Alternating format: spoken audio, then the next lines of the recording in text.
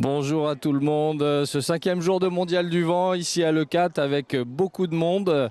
Malgré l'absence de vent aujourd'hui, on va rejoindre sur le plateau Dave Tyberski et ses invités qui vont nous parler un peu de la compétition magnifique qui s'est déroulée ces quelques jours ici à l'E4.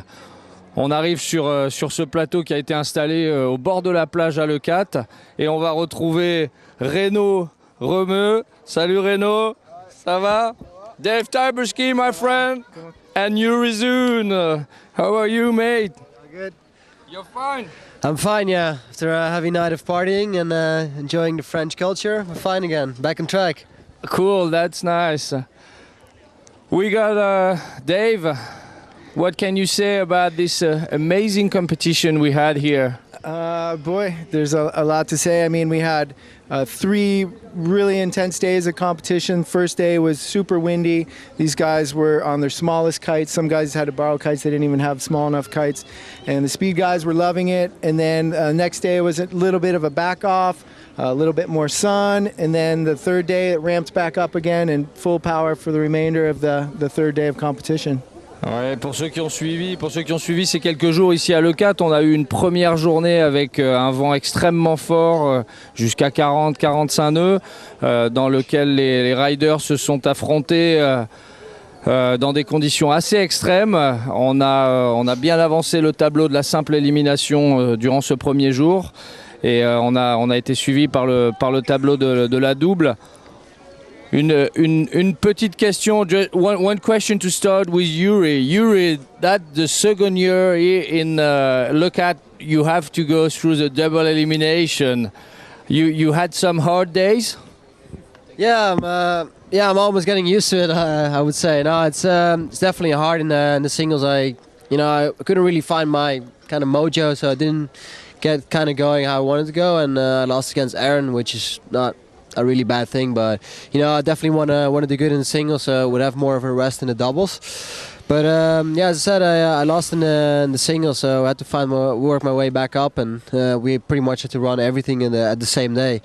Yeah, and those conditions is very tough because the conditions are really strong. Like you're on your smallest kite, and you're just working your way up, and in the end, I worked my way up, and I got a 4th place, so not too bad, not too good either. Ouais, on a Youri qui nous dit donc qu'effectivement il commence à être habitué à passer par cette double élimination. Il a dû faire une longue journée de compétition pour la double élimination et finalement revenir sur une 4e place dont il est, je crois, très content.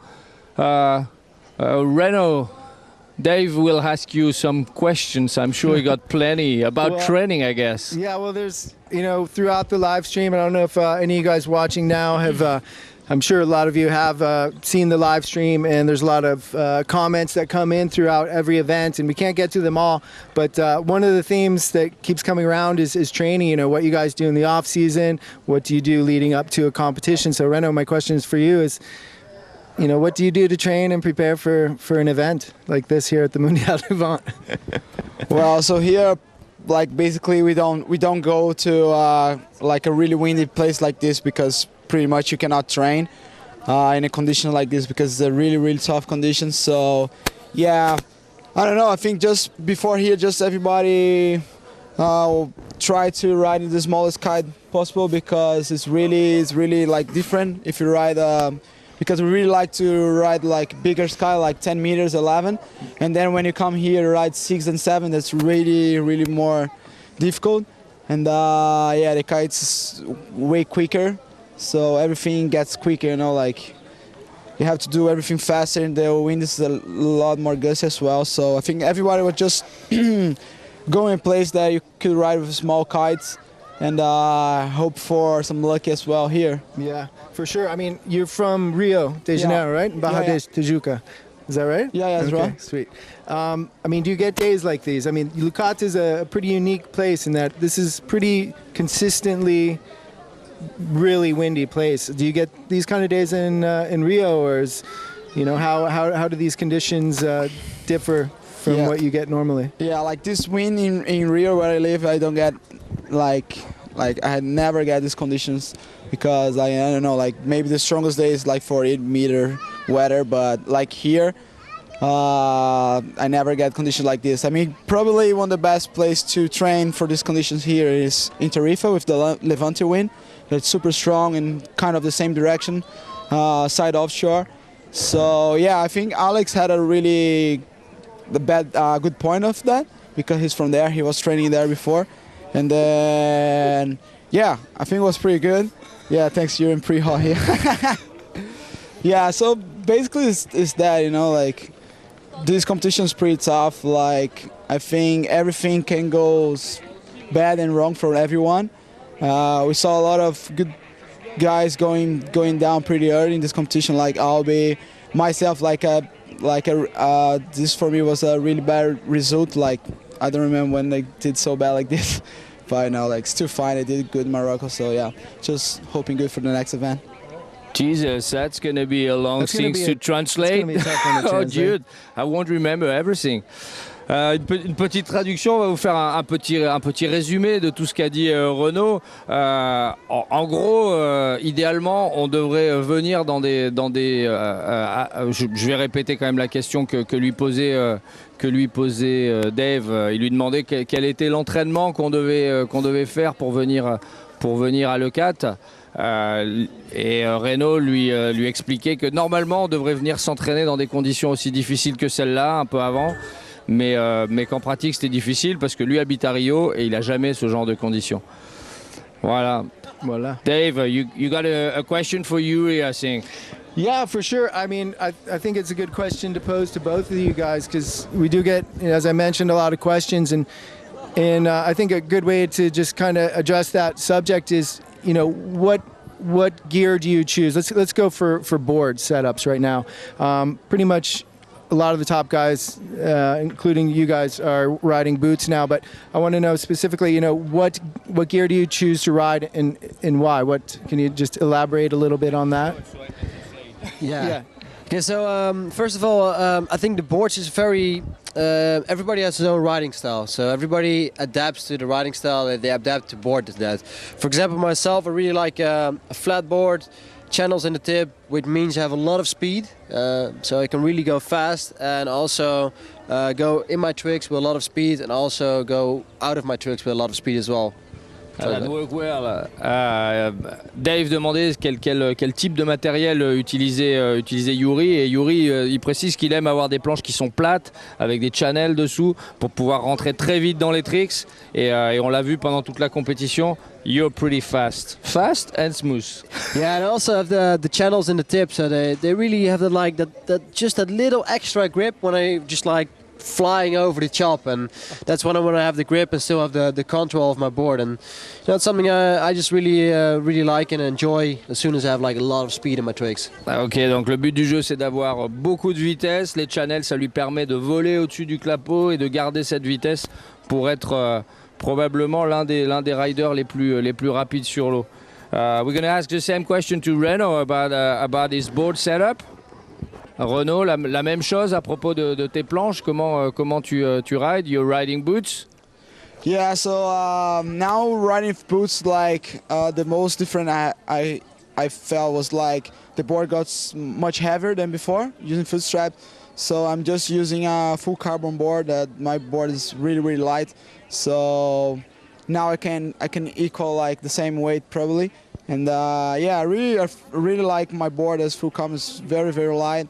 And also use a small fin, then for me I can ride faster, and it's a very good way to do my tricks because I don't know, like if you want to go for a trick, it's way better you go fast, and then the trick's gonna be easier to do. It's like it's more scary for sure, but it's easier. Definitely, and more impressive for the judges as well. Yeah, as well. Reno précise que depuis qu'ils sont passés, la plupart des riders, vous avez pu le voir aujourd'hui, utilisent des boots, et il précise que ces boots sont nécessairement plus lourds que les téléstraps à l'époque, et donc lui utilise une planche en full carbone de façon à ce qu'elle soit plus légère, de façon à retrouver un poids à peu près identique entre sa planche et ses boots. Et il utilise aussi des petits ailerons parce que comme Youri veut aller full speed sur les tricks. Une petite question, Dave? Sure. Yeah, I mean, coming to France, year after year, I think I've been here 4 or 5 times now. Just before, as I never came as a rider, as a judge, and then now doing the commentating and the live stream. But it's something I look forward to. Honestly, I like the food. It's pretty good here, and it's always springtime here, so we do usually get these beautiful days. But I want to, is there any, what do you think of when you think of the Mondial du Vent? I mean, the event's been going for 17 years now, so it's very much an iconic event in kiteboarding. What's your impression of the event overall, coming to France, French culture, anything like that? Yeah, like basically when I book my ticket and my trip to here, I say like, okay, I'm coming to France, it's gonna be cold, it's gonna be hard. And actually this year was the best year that in conditions we could not have better than that.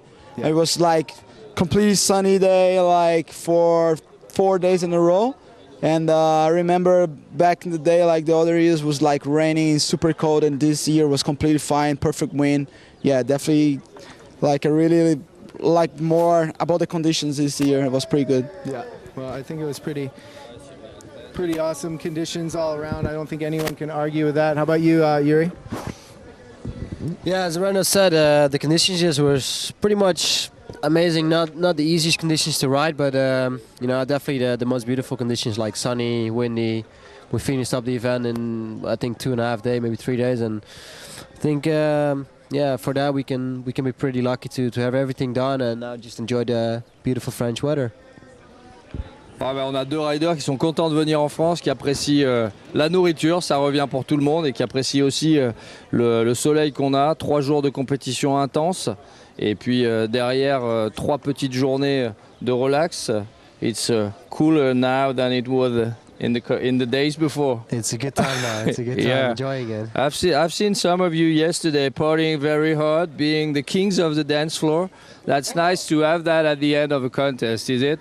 Trying to be the king in the water and king in the dance floor. You gotta cover everything. Kings everywhere. Okay, we're gonna thank you guys for coming with us, and we're gonna welcome Alex Pastor and Karolina Winkowska just after a little show with the highlights of the day 1, I guess. Is that? Highlights of day 1. Ça va partir. La régie est en train de nous dire que ça part. Merci beaucoup les garçons. On vous retrouve très vite. À très bientôt.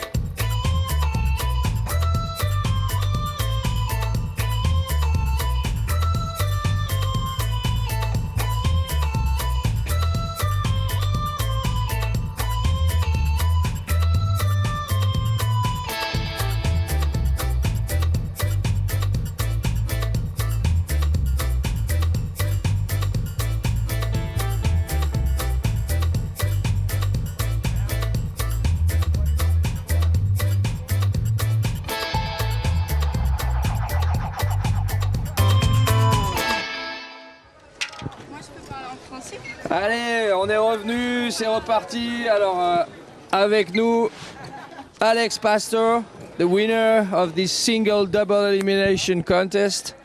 Marie Svitala, notre rideuse française. Et ça y est, ça commence à être la guerre sur le plateau avec KW, K-Dub. K-Dub, that's your new nickname. Let's start with K-Dub. Okay.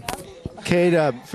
We were trying to make up nicknames for the riders, and we took your initials and we made it K-Dub. So you're now K-Dub. So actually, people were hassling me because I wasn't pronouncing your name right. So now I've got it down. It's Karolina Winkowska.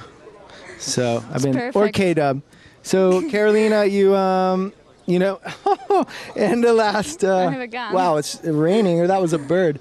And the last tour season, you kind of just started turning it on, winning, I think, 3 in a row at the end, and kind of just all of a sudden got this this consistency in your riding that we hadn't seen from you before. And then New Caledonia, you took the world title, and now here you are, second event of the 2013 season, and you are still sitting in first place. How does it feel to, in 5 events, really come from, top 3 to solidly first, leading the whole pack?